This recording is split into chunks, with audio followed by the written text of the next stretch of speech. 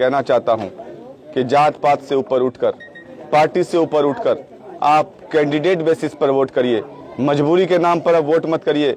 मजबूरी के नाम पर आप जब तक वोट करते रहेंगे तब तक ये बूढ़े बैल बेचारे ऐसे ही आ चाहा तो बिहार के इस अररिया विधानसभा से इस पार्टी का पहला एमएलए चुनकर जाएगा और उन फासिस्ट ताकतों के खिलाफ दिलों में मैं यही कहना चाहता हूं अररिया विधानसभा के उन तमाम तर लोगों से कि आपका नेता नहीं बल्कि आपका बेटा बन के मैं 11 सालों से आपके बीच रहा हूं और मेरी जब तक जिंदगी रहेगी तब तक मैं रहूंगा।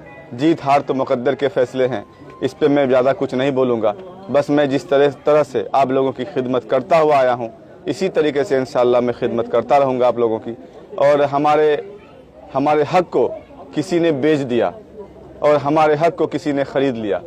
बेचने वाला भी कौन है और ख़रीदने वाला भी कौन है आप बेहतर फैसला फैसला बेहतर जान रहे हैं। इसके फैसले तो अल्लाह करेंगे इंशाअल्लाह ताला। इन लोगों को जलील करके रुस्वा करेंगे इन लोगों को। और दूसरी बात यह है कि इस बार अररिया विधानसभा के लोगों को मैं कहना चाहता हूं कि जात पात से ऊपर उठकर, पार्टी से ऊपर उठकर आप कैंडिडेट बेसिस पर वोट करिए। मजबूरी के नाम पर आप वोट मत करिए। मजबूरी के नाम पर आप जब तक वोट करते रहेंगे तब तक ये बूढ़े बैल बेचारे ऐसे ही आते रहेंगे। अब बूढ़े बैल का वक्त खत्म हो चुका है। अब जवान बैल को लाइए, फिर खेत की जुताई करिए, तब देखिए 2 घंटे का काम 2 मिनट में होगा इंशाअल्लाह ताला। मैं आपसे ये वादा करता हूँ कि आप लोग मेरा साथ दीजिए, मेरे लिए दुआ कीजिए, मेहनत कीजिए। इंशाअल्लाह ताला मैं अगर कामयाब हो गया तो मैं आपको कभी भी किसी भी मोड़ पर रुस्वा होने नहीं दूंगा, बेबस होने नहीं दूंगा। यही मेरी तमन्ना है, यही मेरी ख्वाहिश है। सर, आप जो है आज नामांकन यानी पर्चा दाखिल राष्ट्रीय उलमा काउंसिल, हालांकि बहुत सारे पार्टियों का ऑफर था मुझे। बहुत सारे पार्टी के लोग चाह रहे थे कि मैं उनकी पार्टियों से चुनाव लड़ूं, लेकिन मैं एक ऐसी क़यादत के पीछे ही था 11 सालों से जिन्होंने मुझे बर्बाद किया, है ना।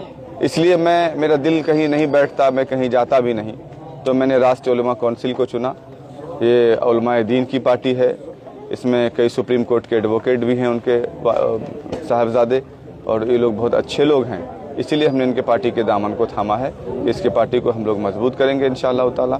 और अगर अल्लाह ने चाहा तो बिहार के इस अररिया विधानसभा से इस पार्टी का पहला एमएलए चुनकर जाएगा और उन फासिस्ट ताकतों के खिलाफ लड़ेगा, बीजेपी की हुकूमत के खिलाफ लड़ेगा।